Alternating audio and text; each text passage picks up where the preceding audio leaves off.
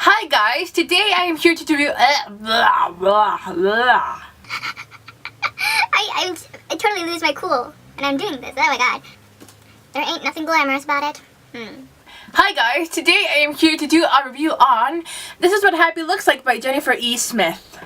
I feel like this review is not gonna be very long. Lies. Probably lies, because I always take a shit ton of time on my videos, but you know, I just don't feel like I have a lot to say about it.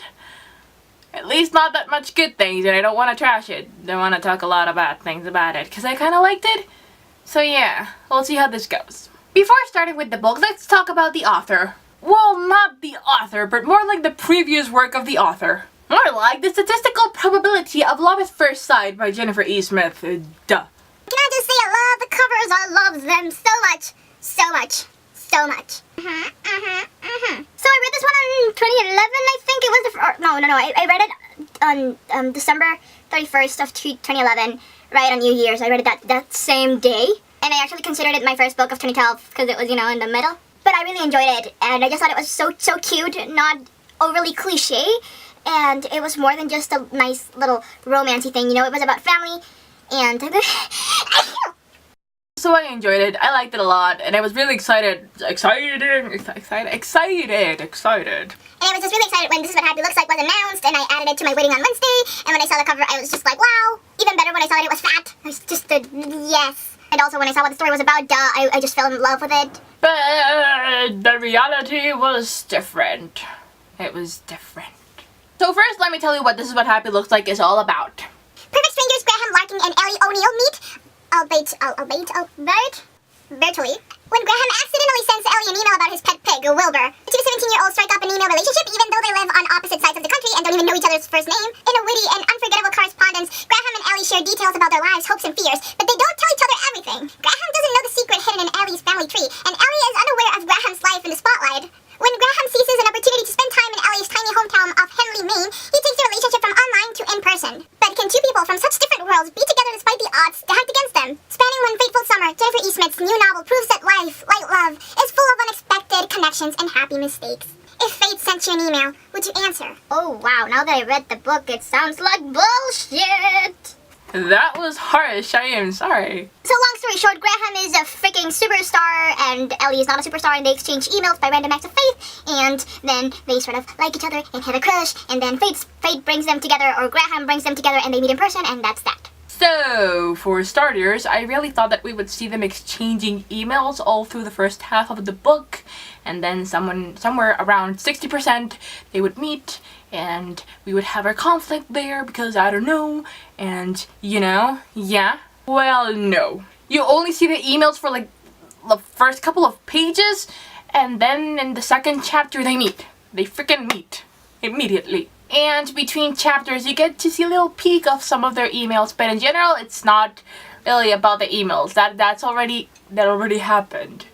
Okay, I can deal with that. It didn't really bother me, but I just think that everything in the summary and in the little quotes in the books and such, it's just really sets you up to believe that you will see a lot about how the relationship started. But whatever. They meet, they click, and it's kind of funny and kind of cute and kind of sweet, and you know, the story just starts. So my first problema. When Graham arrives to town and he's like, yo bitches, I'm here to meet my Ellie.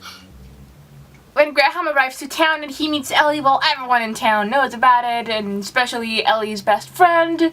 I don't remember her name, but it don't matter. Because the best friend, it's like, why didn't you tell me you had been emailing a famous person all this time? I mean, how could you not tell me? And Ellie tells her she did not know he was a star when he was emailing him. But the best friend's like, oh my god, you should have told me anyways. I mean, what the hell, you know? Yeah, bye. Her best friend gets angry at Ellie for not telling her she had been emailing a stranger all this time. And all I could think was, you know, she didn't have to tell you anything at all. She really didn't. The book talks a little bit about their friendship and how there's never been any secrets with them, and they've always been very true and told themselves everything, so it's like Ellie totally let her down. But I just know. I think that society and just everything in general always tells us that secrets are a bad thing, and that's not always the case. like they are this big bad things that need to be out in the open always. Which can be the case. There are some secrets that really do eat you up inside. I know about those. But there are some things that you can keep and you must keep to yourself because, you know, it's part of who you are, and it's normal. It's normal to keep parts of yourself secret, or they don't even need to be called secret because they're just there. I don't tell everything to my best friend, and not even because I am hiding it from her. It's just because I don't think it's that interested. I don't think of it as a secret. I just don't feel like sharing, or simply because it's my stuff, my business, and she doesn't need to know. So that really bothered me because Ellie really didn't owe her best friend any explanations, none at all. And so let's just, you know, imagine that for a moment she does tell her best friend, hey, I'm emailing a total stranger, what you think? Oh my god, he can be like a serial killer. He can be like 80 years old, and what the hell are you doing, you know? Stop it right now. So in that aspect, the book lost a lot of points with me. Next to Ellie's mom, she was trying to protect Ellie from getting hurt by the superstar, and I can't tell a lot more because it will be a spoiler, but by trying to protect her, what she does is make Ellie sad and miserable, and by making Ellie sad and miserable, it makes me miserable because I have about 50 pages of self-pity and just like, oh my god, I miss Graham because I pushed him away so I wouldn't get hurt. and oh my god, that's the most cliche way things can go. Yes, Jennifer E. Smith went there, which is something that really bothers me a lot because, like I said, in the statistical probability of love at first sight, she didn't went to cliche places, I mean, for the most part.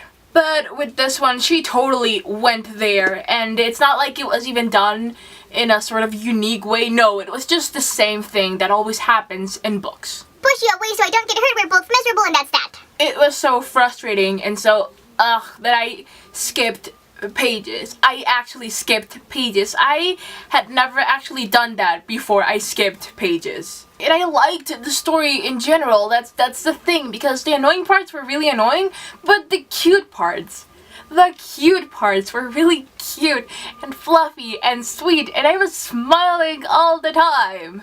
So it was basically worse, you know, because had I not liked the book, I would have just stopped reading it.